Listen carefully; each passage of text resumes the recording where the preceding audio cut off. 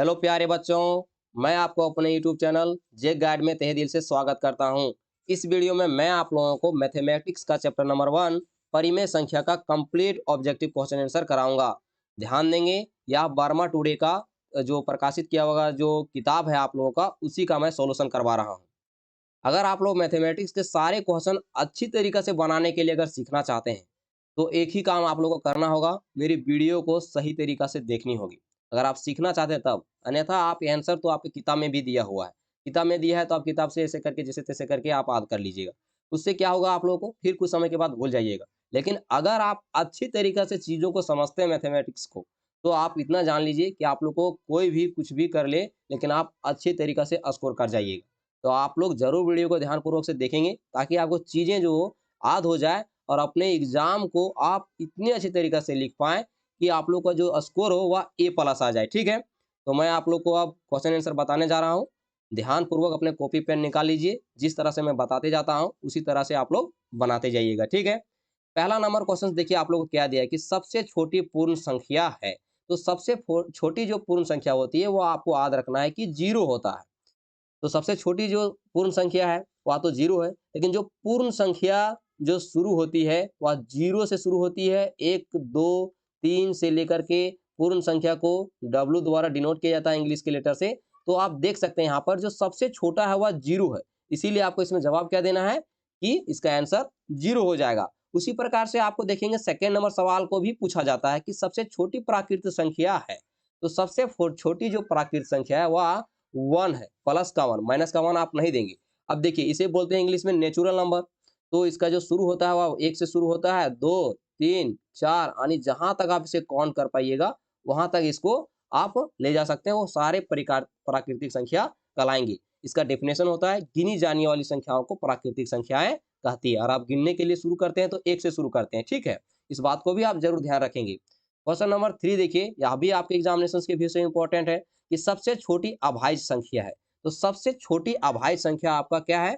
तो 2 है, ठीक है? ध्यान रखेंगे कि जो अभाज्य संख्या जो शुरू होती है वह 2 है, फिर आपका है 3, 4, फिर 5 है, फिर 7 है, फिर 11 है, 13 है, फिर आपका 17 हो जाएगा। इसी प्रकार से बहुत सारी इस तरह की संख्याएँ होती हैं। याद रखना है मेनली कि इसका जो शुरुआती वाली संख्या है 2 है, इसीलिए इसकी जो सबसे छोटी अभाज्य संख्या जो है वह 2 है, ठीक है? अब देखते हैं 4 नंबर देखिए क्या दिया हुआ है कि सबसे छोटी भाज्य संख्या। तो सबसे छोटी भाज्य संख्या आपका 4 हो जाएगा आंसर, ठीक है? तो जो सबसे छोटी भाज्य संख्या 4 है, तो भाज्य संख्या का डेफिनेशन आप लोगों को ध्यान रखना है कि जो भाज्य संख्या क्या होती है कि अपने के अलावा जो 2 से भागा होगा और 1 से भागा लगेगा, वो सभी संख्याएँ भाज्य संख्या कहलाएँगी, अन्यथा वो भाज्य संख्या नहीं कहलाएगी। या तो जिसका जो अभाज्य गुणनखंड होगा, वह कम से कम 2 से अधिक होगा, वही आपका भाज्य संख्या कहलाएगा, ठीक है? याद रखेंगे, इसका एग्ज़ाम्पल हो जाएगा आपको 4, फिर आपका यहाँ से हो जाएगा 6, इस तरह से करके आपका चला जाएगा, ठीक है? 8, आप यहाँ पर ध्यान रखेंगे तो इस तरह से करके इसकी चली जाएँगी, सभी संख्याएँ आ जाएगा, ठीक है?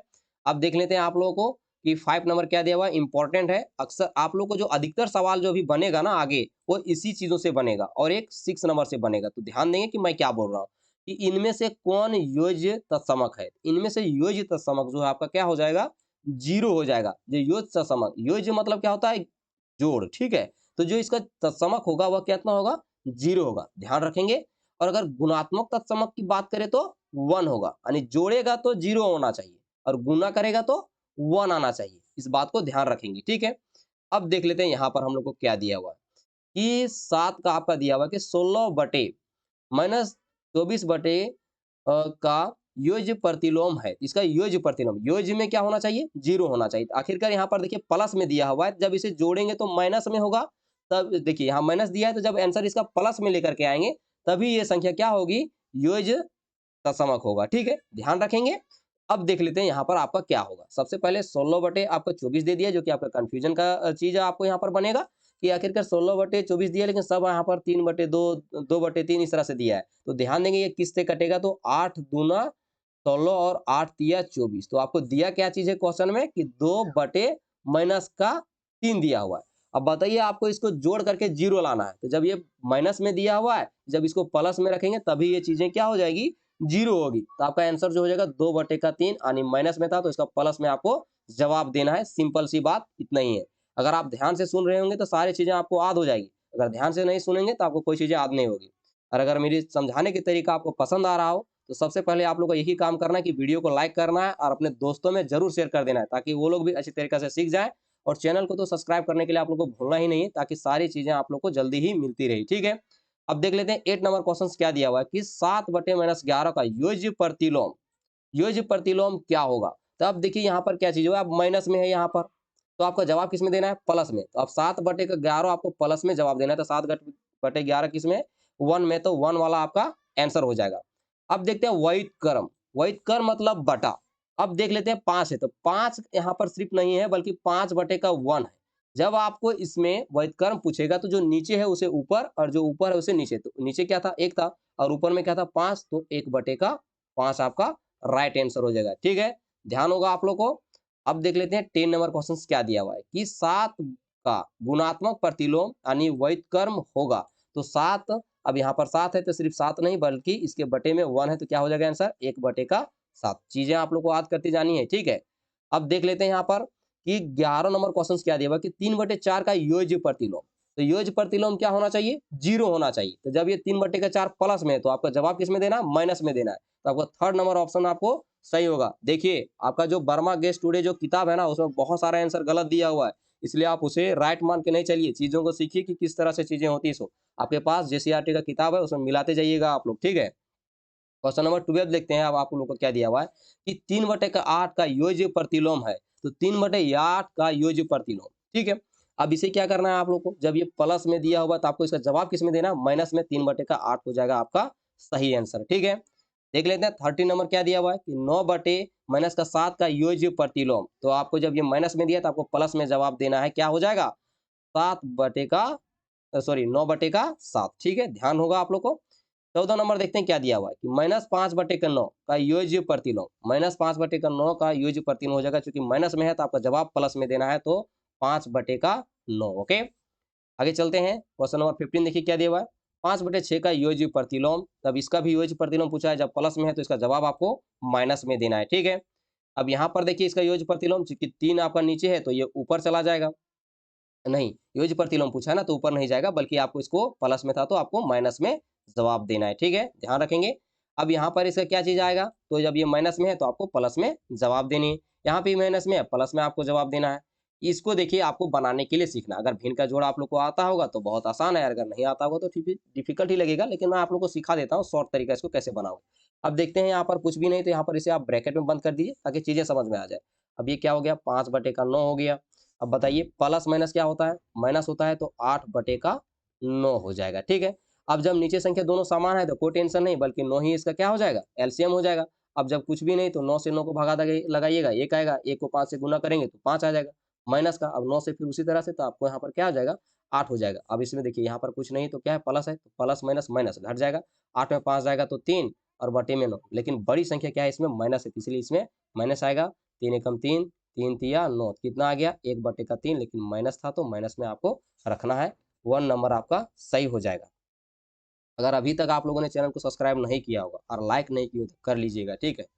देख लेते हैं आप लोगों को 20 नंबर क्या दिया हुआ है। ये 3/5 माइनस में दिया हुआ है, गुना में माइनस का 5/3 दिया हुआ है, तो इसका मान क्या होगा? तो इसका मान 1 हो जाएगा। आपको दिखाते हैं।